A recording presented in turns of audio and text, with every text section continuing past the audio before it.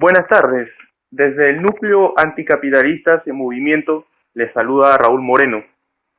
Hoy vamos a conversar con el ex viceministro de Gestión Ambiental, el doctor José de Chávez. Bienvenido, doctor de Chávez. Muchas gracias por la invitación, a su disposición.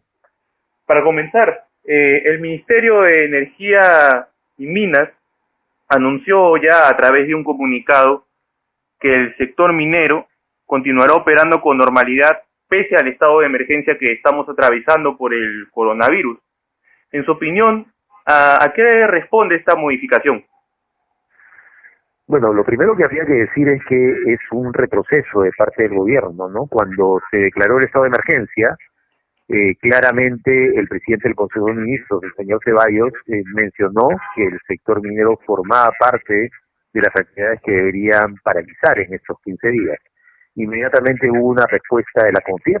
Aparentemente han habido reuniones de coordinación y es claro y evidente que seguramente han ocurrido fuertes presiones que han hecho que finalmente la decisión inicial del Ejecutivo de comprender a la actividad minera como parte de las actividades que deberían paralizarse, finalmente se revierta y como ya es conocido el día de anteayer, el Ministerio de Energía y Minas ha sacado un comunicado diciendo que la actividad minera va a seguir operando.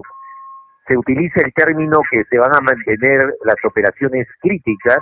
Sin embargo, cuando uno revisa con mayor detalle el comunicado, está claro que todas las actividades, la actividad de exploración, la actividad de producción, la actividad de construcción de nuevas minas, incluso el transporte, van a ser actividades que se van a seguir desarrollando de manera plena. Entonces, respondiendo a la primera pregunta, yo creo que es consecuencia de un pulseo que ha habido entre la CONFIEP y el gobierno, y creo que es un claro retroceso en lo que fue la decisión inicial de comprender a la actividad minera como una de las actividades que debería paralizar.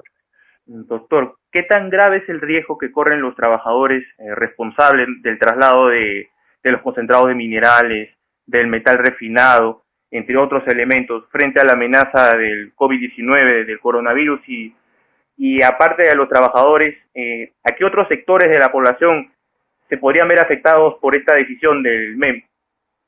A ver, yo trataría de subrayar 2 o 3 elementos que a mí me parecen fundamentales a tomar en cuenta, ¿no? El primero es que, digamos, los datos, las cifras muestran que por el momento la expansión del virus en el Perú es sobre todo una expansión que toca a las principales ciudades. Es una expansión sobre todo urbana. Si uno ve las cifras, básicamente casi el 99% de casos ocurren en ciudades y de ese 99% casi el 86% es en Lima y Callao, ¿no? Entonces estamos hablando de un virus que ha crecido, que sigue creciendo, pero que ha crecido sobre todo en zonas urbanas y prácticamente por el momento no ha tocado territorios rurales. Y esa es la primera relación que hay que establecer para hablar de riesgos y consecuencias de esta medida. Porque cuando hablamos de la minería, sabemos que la minería se desarrolla principalmente, no únicamente, pero principalmente en territorios rurales, ¿no? En territorios de comunidades campesinas, comunidades altoandinas, poblaciones rurales en general, donde por el momento, repito, el virus no está presente. Entonces, un primer problema y una primera preocupación que además me consta porque he recibido varias comunicaciones de comunidades en varias regiones del país donde hay minería, es precisamente la inquietud que tienen por el hecho de que el tránsito y la llegada de trabajadores mineros, porque no hay que olvidar que la gran mayoría de trabajadores mineros son trabajadores que viven en ciudades y que tienen sistemas de trabajo por medio de los cuales se quedan 20 días en la mina y después se van a visitar a sus familias, que por lo general, repito, están en ciudades, y están 10 días en esas ciudades con sus familias y después regresan hacia las operaciones mineras. Entonces, ese tránsito de población de 1.000, 2.000 personas, regularmente, sin duda representa un peligro muy importante de transmisión del virus y por lo tanto de expansión del virus en zonas rurales donde además, como ustedes deben imaginarse, no hay las condiciones sanitarias ni hospitalarias para atender situaciones de emergencia, como sí ocurre con dificultades, pero ocurre en las ciudades, ¿no? Entonces, ese es un primer elemento que hay que considerar, el riesgo de la expansión en poblaciones rurales, principalmente comunidades campesinas o pequeñas ciudades de nuestra tierra. Y lo otro es el riesgo que también al cual van a estar expuestos los propios trabajadores mineros, ¿no? Hay muchas operaciones mineras, hay muchas labores mineras que implican concentración de trabajadores. Entonces, ahí también estamos hablando de un riesgo bastante complicado de posible expansión del virus. Por lo tanto, yo considero que ha sido un gravísimo error que el gobierno peruano haya tomado esa decisión. Es un retroceso, como les decía al inicio, pero además que está poniendo en riesgo la posible expansión del virus en territorios rurales.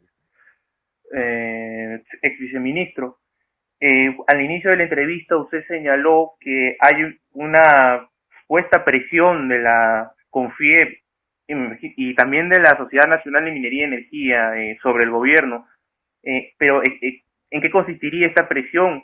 Y otra consulta brevemente, ¿qué tan confiable sería el plan de preparación y estos lineamientos de seguridad que el Ministerio de Energía y Minas le está exigiendo a los titulares mineros para poder llevar a cabo esta exoneración? A ver, en relación a la primera pregunta, la cosa ha sido muy clara, ha sido muy evidente, eso se ha visto en los grandes medios de comunicación. Cuando el gobierno tomó la decisión, la presidenta de la CONFIEP salió y dio declaraciones públicas que le parecía incomprensible que la minería se paralice porque es una actividad sumamente importante, ¿no? Y después de las declaraciones de la presidenta de la CONFIEP, no hay que olvidarnos que dentro de la CONFIEP la Sociedad Nacional de Minería tiene un peso muy, pero muy importante, muy significativo. Bueno, el gobierno en un día, 24 horas o en 48 horas ha cambiado la decisión inicial, ¿no? Entonces, por lo tanto, claramente el gobierno ha cedido, digamos, a la presión de la CONFIEP, ¿no? Yo creo que eso es totalmente evidente. Me planteó otra pregunta, a ver si por favor me la pueden repetir. Sí, brevemente, por favor, es el viceministro. El Ministerio de Energía y Minas en su comunicado señalaba la actualización de un plan de preparación y los lineamientos de seguridad que le va a exigir a los titulares mineros, pero ¿qué tan confiables serían estos lineamientos? A ver, para empezar va a ser un plan que va a depender única y exclusivamente del control y de la voluntad de las empresas, porque no hay que olvidarnos que en las actuales circunstancias, organismos de fiscalización, como por ejemplo los organismos de fiscalización en materia laboral, hoy en día están prácticamente inoperativos, quizás con algún nivel de capacidad de intervenir en las zonas urbanas, en ciudades como Lima, pero no nos podemos imaginar, no creo que haya la capacidad de que los organismos de supervisión laboral o los organismos de supervisión ambiental tengan la capacidad de viajar y estar presentes en los territorios, ¿no?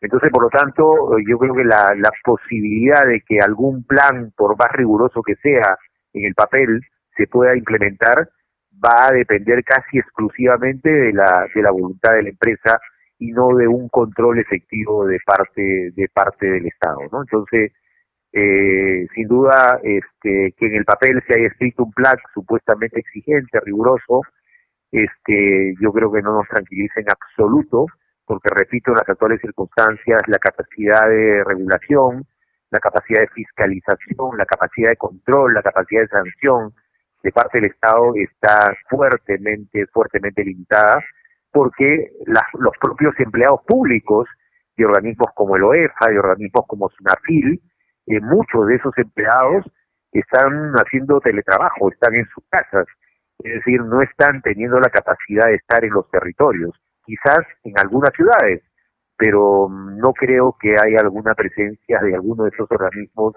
en los territorios donde están los proyectos mineros. Finalmente, doctor, brevemente, para usted, ¿qué medidas debería tomar el gobierno en torno a la actividad minera ante esta crisis del coronavirus?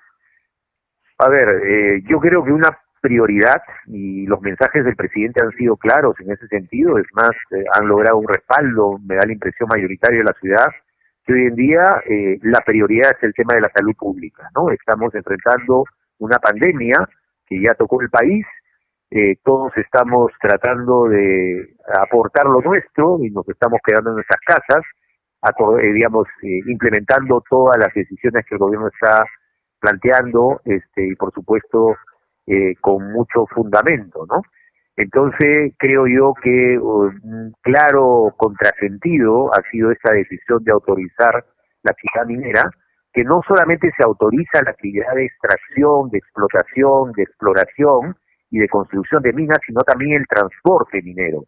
No hay que olvidarnos que en el sur del país, por ejemplo, hay un corredor, hay una carretera por donde transitan aproximadamente 300 camiones llenos de minerales, y esos camiones están conducidos por personas y llevan también un tipo de personal que acompaña a los choferes.